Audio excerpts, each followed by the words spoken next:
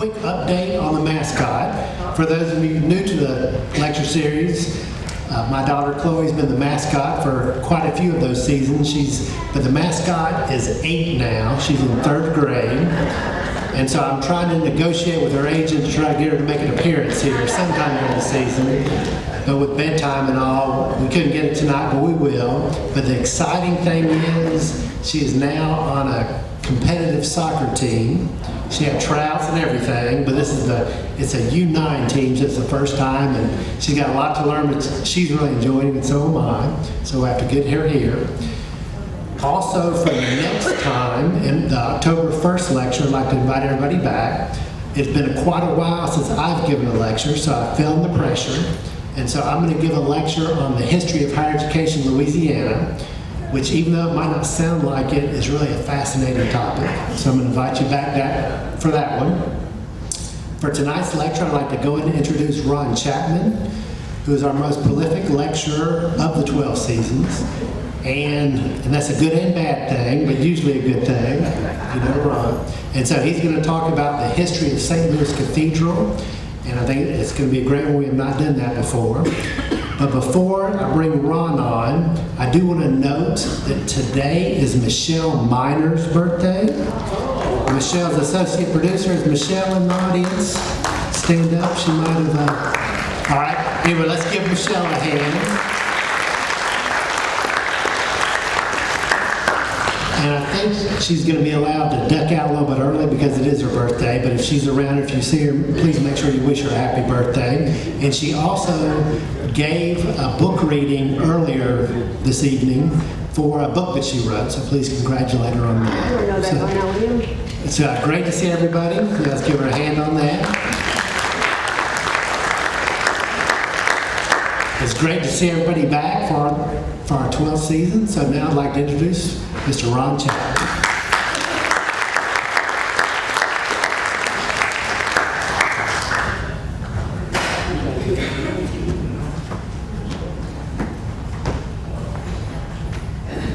I think Curtis proved that historians can't count. We deal with dates, but that's the only thing with numbers we know about.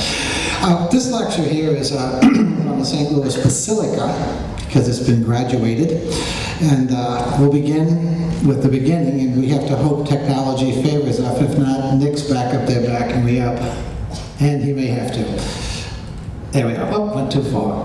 This is the picture we're most famous and most knowledgeable about, that we see all the time. Before I go on to Basilica, I want to mention something. I think I've mentioned in earlier lectures about the oldest piece of graffiti, official graffiti in the city. Anybody have a clue what that might be? It's right there. Let me see if I can find this thing. Right there. When the statue was built and put in place, that wasn't there. What that says is the Union must and shall be preserved.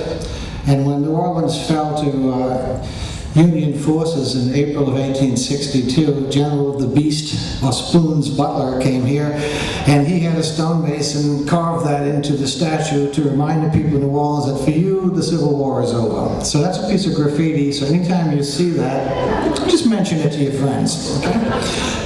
So anyway, this is the cathedral as we know and love it, but it has a bit of a storied history because it goes back about 290 years. It begins with Bienville. Bienville always wanted to establish a presence on the mouth of the Mississippi River and near the mouth of the Mississippi River. And after his little experience with the British and named the area when he turned the British ships around at English Turn, that's how it got its name, he realized that he wanted to build a city here. But he couldn't get any support until John Law took over as a proprietor of the colony, and he was able then to establish a city on this site in 1718. He began with a group of salt smugglers. Seem to be listening. Maybe I'm too close. Is that better? He began with salt smugglers, and he had about 70 or 80 of them. And you see, Louisiana's origins are really with, I hate to say it indelicately, with gamblers, salt smugglers, and prostitutes. So if people go back and talk about, I was some of the first families of New Orleans, be very careful. Very, very careful. You just don't know what you're going to find there. Not all by any means, but a significant portion. So anyway, with these salt smugglers, he comes down, starts cutting down trees, and with palmetto huts, starts building himself the city of New Orleans. At this point, the Confucian Order was about, and they decided they wanted the establishment of a church because, being Catholic, we had to have a church. So as a consequence, they took part of a storage warehouse, and as they basically said, half a storehouse which they agreed to lend to the Lord of the place. So they established the first religious presence here on the site. And it was basically a crude wooden structure with a palmetto roof. And those who have gone to the Islanos festivals know what a palmetto hut looks like. That's basically, what we were operating out of at that time. This is kind of what we believe the original church may have looked like. This is from, actually this photograph is from Kendall's History of New Orleans, 1903. And this was a model that was in the State Museum at the time. Someone has taken it, I guess, and photoshopped it or something and kind of eliminated the tables and all that and kind of set it up. But you get an idea of what the first church looked like, at this site. Of course, in 1734, things changed. They needed a new church for the obvious reason of hurricanes. First of all, Charles Le Clairvaux served Mass in what he called this wretched warehouse. But then after that, we had about 3 hurricanes. Imagine that. Hurricane devastating New Orleans. Who'd have thunk it, right? You'd think that maybe Bienville might have got an idea, because at the time, LeBlanc de la Tour told him, you really shouldn't build here. You should maybe build around Manchac where it's higher and it doesn't flood. But he insisted on building New Orleans where it was because of the connection to the river, Lake Pontchartrain, and the Bayou St. John. He thought it was a great military position, which it might have been, but it certainly wasn't the place to put a city. Nevertheless, he did. And after the little church they had built collapsed in the storm, they decided maybe we ought to build something a little bit sturdier. So at which point, they started building it. They followed LeBlanc de la Tour's plans, and Agent de Parger laid it out where you'd have the traditional view of a church in the center, a government building, and a presbytere with a place in front of it. If you go to Europe, it's called the town centrum because it's like a core of an onion, the central, and then you have the government building, the cathedral, and everything goes around it. But you kind of can't go around New Orleans because you go into water, because it goes to the back. So they kind of snugged it up close to the river. So you have kind of a half a centrum, if that makes any sense, where you're close to the river. So that's how they designed it. And the government house that we call a cabildo was just then the government house. It became the cabildo when the Spanish took over because cabildo was a form of government, not a building. But of course, knowing us, we call everything a cabildo after the government that was in presence there at the time. So anyway, that was the basic structure. And the church was named after St. Louis IX, King of France, and he was one of the ones who led the Crusades, which made him a saint. Okay? So this is, in essence, what that original church looked like. This is a sketch from Parker. For the next slide, we have a view of what the interior looks like. So you see you have this is not really clearly working. You can't really see it, can you? A little bit. But here's the altar. Here's the sacristy here, then you have the altar rails, you have the pulpit, and then you have the church, probably the choir here. I would assume that must be a confessional, and then the entry. So you see you've got these wings coming out on either side. And this top drawing here, it looks like I don't understand that. It's like it's propped up waiting for the drawing. Yes, ma'am? Your choir's not working. Yeah, no, I can barely see it, so I think I ought to forego that. Get a flashlight, So anyway, so this is basically the bottom drawing. You get more of a view of the way the thing is made in the shape of a cross, okay? This is a sketch that was done soon around that time of actually the city. And you see the people outside, you see the church, and you see the little Creole cottages behind you. Right behind you see the cypress trees. It's a swamp. It became another one in August 2005, so we're keeping that tradition alive. In 1788, you had a fire, so this little church serviced the people of New Orleans until that date. It was Good Friday. That's an important thing to know, okay? Because what happened was you had Vicente Jose Nunez, who was the military treasurer of the city. Most of these Spanish officials had little prayer booths in their homes, a little kneeler and an altar, such the like as that. So it's Good Friday, so he kneels down, he says his prayers, and he gets up and he goes about his business, but he forgets to blow out the candle. The window's open, the breeze blows, his lace curtains drape over the candle, set the curtains on fire, set the room on fire, set the house on fire, then set preceding homes on fire. Fire is now starting to rage around the city. People run to the church to try to get them to ring the bell, but it's Good Friday, right? Any Catholics in here? Do we ring bells on Good Friday? No. We have a little piece of wood we clap, clap, clap, clap. I was an altar boy, I remember that. Clap, clap, clap, clap, clap, clap. So they wouldn't allow them to ring the bells because it's Good Friday, so by the time people realized what was going on, the whole city was inflamed, and as a result, over 800 buildings were burned down in the city of New Orleans. It's the Great Fire of 1788. They had the second fire in 1794. So as a result, the city is basically wiped out. The St. Louis Cathedral, a church, I'm sorry, at that time is burned down as well. And they then turned around and moved the mass, and it bounced around a little bit. It was like a mass on donkey back, because it went from the Ursuline convent, it went to the government house, it started moving around because it really didn't have a permanent location until they could come up with the finances to build a new church. That's when Almanasta comes around. Don Andreas Almanasta Tavoyses, the wealthiest man in the city. At which point, in February 1789, he puts up the grand total of $50,000. That's not even a hurricane deductible today.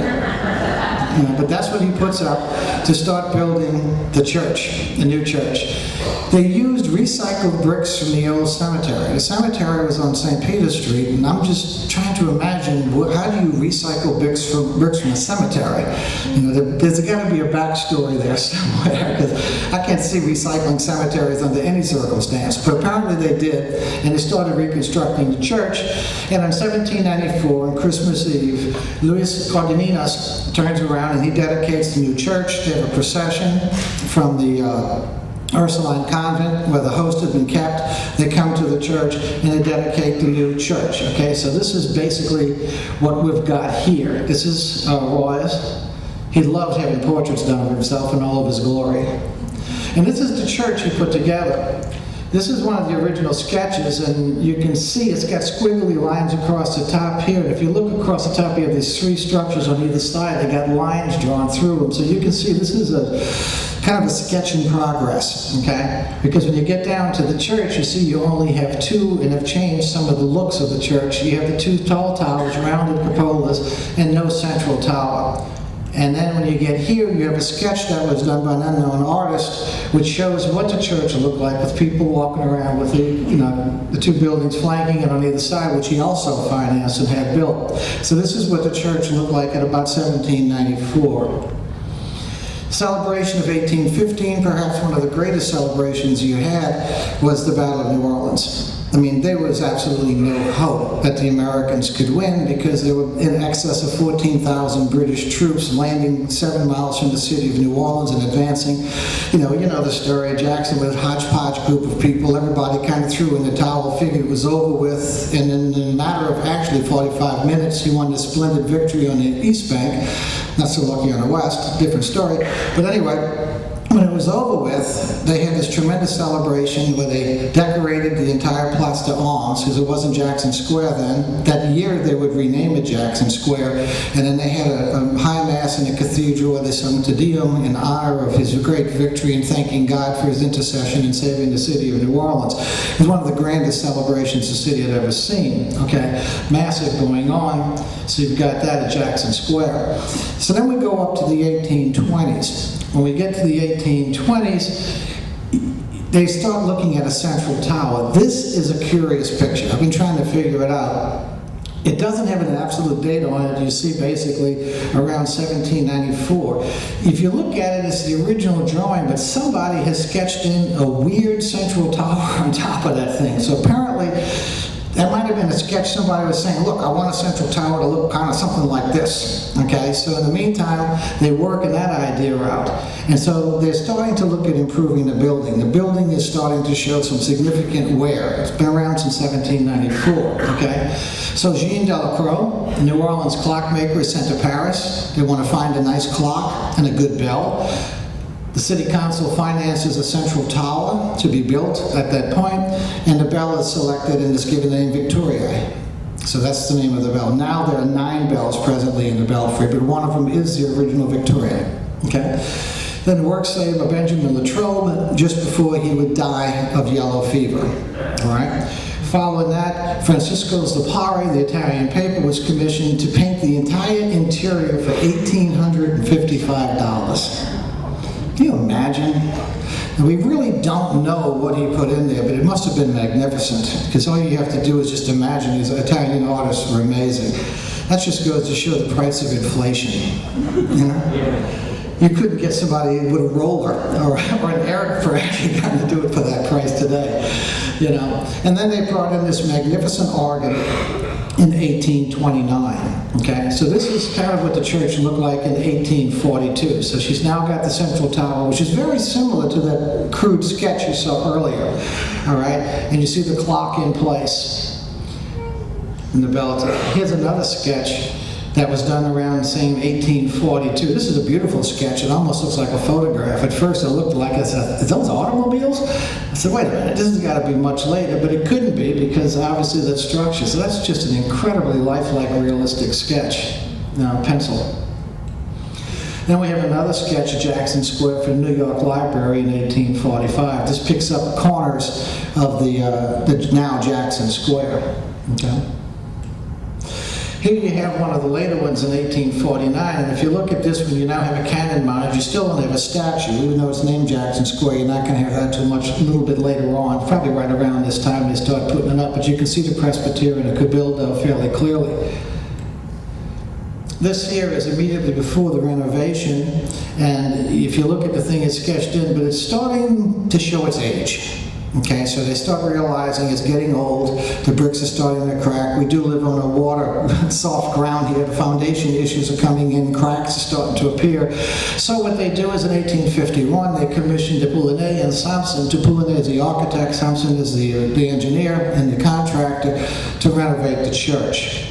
If you go back, it's really interesting, because in 1838, they must have been talking about it. So here's one of his first sketches of what he was thinking it should maybe look like.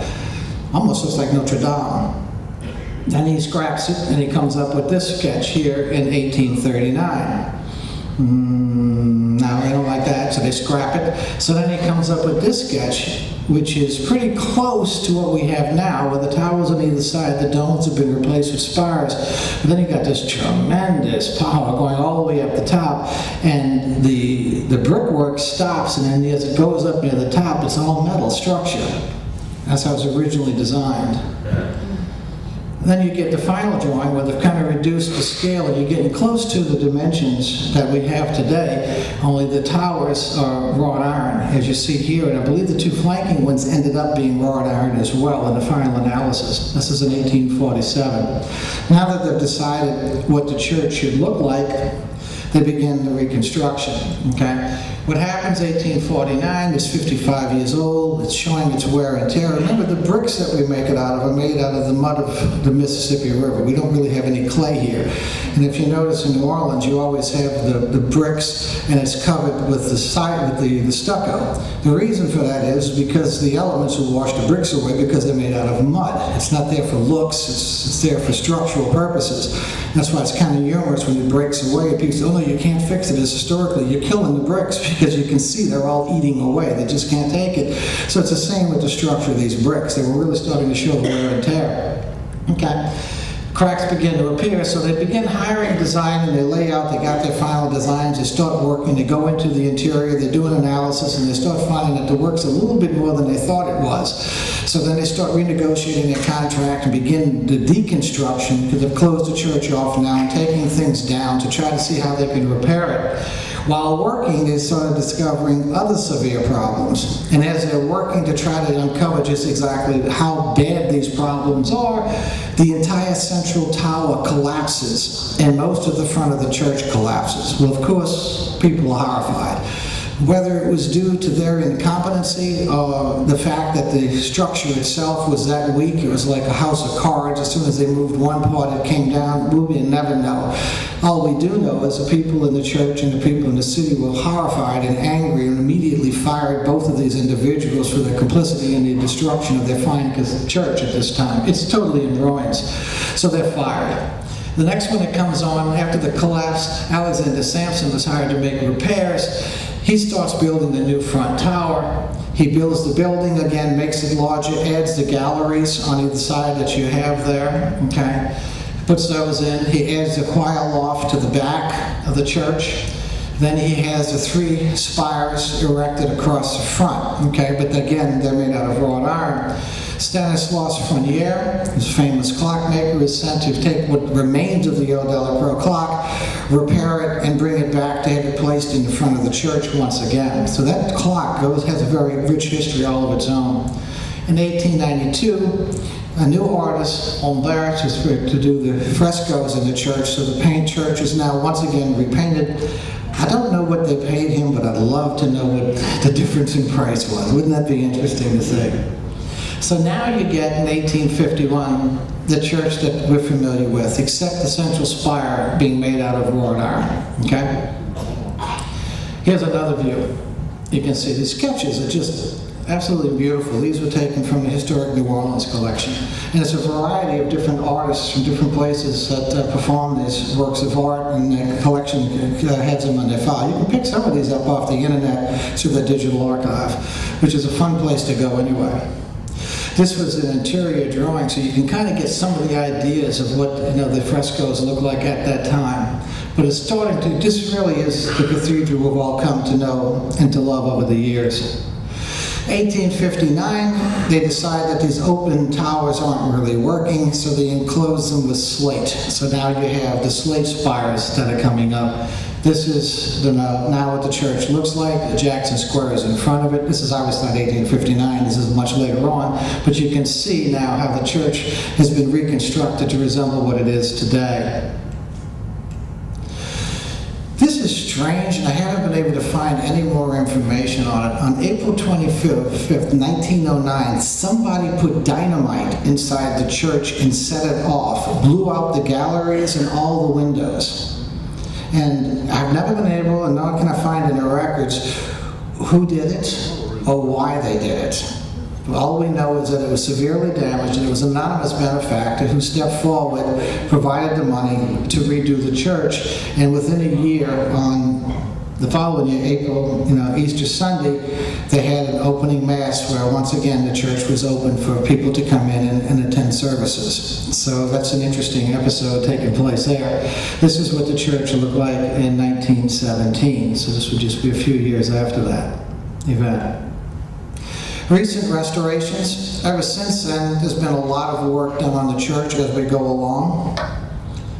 We have the interior and exterior restoration was performed under Archbishop Shaw, Then in 1938, the principal paintings were redone because they're frescoes. If you're familiar with frescoes, they're painted into wet substance, and then they kind of break down. So over time, you got to go back and retouch them. So they were done by Vladimir Kierkegaard. I guess, I'm not Norwegian, so I wouldn't know. But anyway, out of New York, he came down and was commissioned to refresh all of the paintings. In 1956, air conditioning was added. So now I always kid the students that I work with at the school here, they grow up between the temperatures of 68 and 74. They have no idea, and they panic when they got to run from a building to their car and they're exposed to either heat or cold. It just kills them. It's like, no guys, I didn't have air conditioning until I was like 15 or 16. We had a ceiling fan and a window fan and mosquitoes because they came in with the breeze. So they don't understand. So anyway, 1964, this 170th anniversary, the cathedral was named a basilica by Pope Paul VI. That's when it becomes a basilica. So it is no longer, we call it the St. Louis Cathedral, but it's really the St. Louis King of France Basilica. Okay, it's a minor basilica. In 1975-76, they had started problems with water in the foundation, so they had to redo the foundation, and if you all remember, they had scaffolding all around the buildings as they refinished the exterior, worked on the towers, and then they went back inside again and retouched up all the paintings and finished everything out. So when you walk in it today, it's just a splendid, beautiful, beautiful building. And that's what she looks like today. Isn't she magnificent? It's really the icon of the city of New Orleans. Then you had John Paul II in 1987. What I find peculiar is this year is the 25th anniversary of his arriving, and you haven't heard anything about it. I would have thought that the Catholic Church would have said something about that, because it was such a momentous event when you think about it. He celebrated Mass at the Basilica of St. Louis, King of France. That's now the official name. It marked the high water mark of this particular church's history to actually have the Pope come here and hold Mass. That's really an amazing thing. He spent several days in the city. Those of you who will remember, I think it might still be there. They built an altar on New Orleans, University of New Orleans' East Campus. 160,000 people showed up for Mass that day. You can imagine that communion line. Then he also had 60,000 kids for a youth rally at the Dome. So it was an amazing visit. But he was an amazing man in so many ways. This is a picture of him and Archbishop Hannon, who we recently lost. And this is another picture of him praying before the Blessed Mother with Hannon behind him. The interior pictures, you can get an idea what the interior looks like. I took these here. You have the top there is a picture of St. Louis, King of France, sending the men off to the Crusades. Okay? And then you have the main altar piece. Here you have a view to the back. This is the organ with all the paintings around the outside. The beautiful paintings all over the inside. They're just gorgeous if you look at the workmanship. Here's a main view of the right altar. Here's the crucibles. Those of us who are altar boys remember those. This is another shot of the main altar with the statuary and the paintings. It's just a beautiful edifice.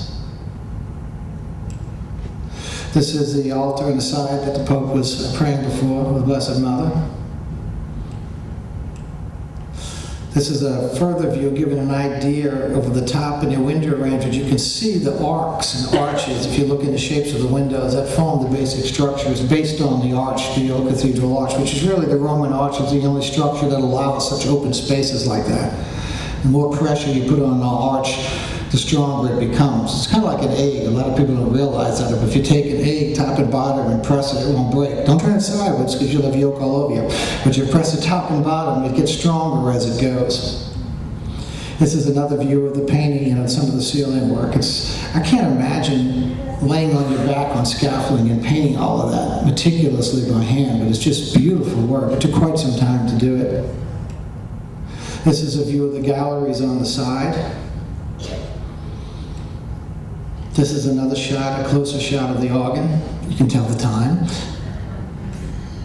This is the organist. I don't know if you're familiar with organs, but she's got a whole row of pedals on the ground. She's got 3 keyboards in front of her, and the buttons and all you see on the side are stops that they pull that open and shut. So if you ever watch somebody like that, they're like a maniac because their feet are working, their hands are working, they're pulling stops. How you could play something like that's beyond comprehension. And interesting story about organs in cathedrals. A lot of times they're made and tuned to the cathedral. There was a famous cathedral in Italy that there was a famous organist named E. Power Biggs, and everybody hated music that was done by this composer and said the music was really not that good. It just didn't kind of work well. Well, E. Power Biggs decided to do a series, I think it was in the 1960s, where he traveled to the cathedrals and played the music composed in the cathedral that it was composed for. And when he took this piece of music that nobody liked and played it in its cathedral, people were dumbfounded how beautiful it was because the musician composed the music incorporating the acoustics of the building. So as the sound was coming back, he was playing with those sounds. When you took it out of that building, it didn't have the same sound. When you played it in that building, it exploded. So the acoustics of this building likely contribute to the organist. If you've ever been in there when it's playing, it is impressive. Your whole body just about shakes. This gives you an idea what the keyboard looks like. God, it looks like an Apollo space capsule or something. I wouldn't even attempt it. This is some, not all, of the organ tubes. The smaller they get, the higher the pitch and the larger. Then they got these massive ones behind the scenes that you don't see, which gives those deep, resounding notes.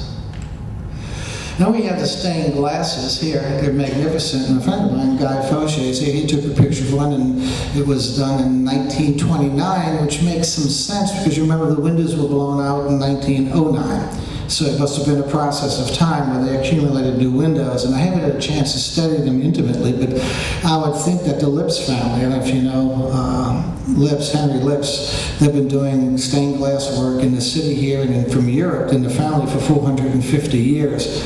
And I would imagine that some of their work must be in this building because they're world-renowned, and especially in this area. I know the new hospital has one of their windows in it that was taken from some place years ago. I mean, beautiful, beautiful stained glass work. And when the outside light shines in, it's just magnificent. This is a confessional. We all know what that is. This is the baptismal font. I remember that as a child, my mother holding me up so I could stick my hand in there. You know, it's carved out of marble. I mean, the building is just magnificent. You can tell it's the Catholic Church. I love that picture. For some reason, I took it and I said, God, that's just a mega nice painting. You know, it's just kind of, I don't know, tranquil in a way. It was a beautiful collection baskets, and they're lined with velvet so you don't hear the coins dropping, you know, as they pass it down. And they're so long. I remember as a child, I would feed it down the whole road and come back in again. The Protestant churches just pass for baskets. Catholics don't lose control. This is the St. Anthony Garden is immediately behind the church, okay? And interesting thing is this area, during the Creoles, before it became outlawed, used to go to that garden and duel. Now, of course, the Creoles didn't duel to death. They dueled for honor and to first blood. As soon as you nicked another guy, that was good enough. Let's go have some absinthe and bury the problem, you know? But it's only when the Americans came in that they started using blunderbuss, pistols, cannons, whatever it was to kill one another. And things got moved to the Allard Plantation, which is the dueling oaks out in City Park. Then later, you know, to Bernard de Marigny's plantation in Fontainebleau, across the lake, because people wanted to get remote because it became too much of a tourist attraction to watch two Creoles duel, you know, so they wanted to kind of remove it. But initially, some of the duels were fought, you know, in the St. Andrew Garden. There's a tall monument there that is new to that particular area. Okay, it would originally was you had a group of sailors on the Pomeray who died of yellow fever. Yellow fever was endemic into this area. In 1852, 10,000 people died of yellow fever between, I think it was May and October. If you can imagine that, you know, so we had these periodic waves of yellow fever epidemics, and a group of sailors who had come into New Orleans caught yellow fever and died. So the French government and the French sailors on the ship with them who survived the epidemic had a monument built downriver by Fort St. Philip. Later, that monument was pulled up and brought and placed behind the basilica. So if you're ever walking down Wall Street, which is where you'd be, and you look behind the basilica and you see this obelisk, now you know what the story is, okay? And I'll show you, that's what it looks like. Okay? So that's the story on that. And of course, you've got the Jesus behind it, which is kind of amazing because they have a light underneath it that shines, and at night his arms, just like the shadow, just, you know, projects across the whole back of the church. Am I dead here? Nicholas. There we are. Conclusions. I actually did a short lecture. I want some congratulations to you. The Basilica of St. Louis, King of France was completed in 1851. That's the one we know. And it's the site of the original church that was established in 1718. It's been around for, it's hard to imagine, 290 years, which makes it the oldest cathedral in continuous use in the United States. Of course, it doesn't compare to Europe. I remember Margaret and I were in Bruges, and we were sitting down drinking a cappuccino, and there was a church across from us that was built in the year 700. And the granite steps were worn down from the feet of people walking in barefoot. It's like, really? You know? So it gives you a scale of years. But for America, that is pretty old, okay, when it comes to churches. And of course, to this day, it remains one of the grandest buildings in the city and the center of focus, and deservedly so. This is an old postcard that was done. I don't know the date of this. It's probably from the 50s, I would think. Because you can see it looks quite the same around Jackson Square. And that's finally, again, going back to our original picture, ending where we began. Thank you so much.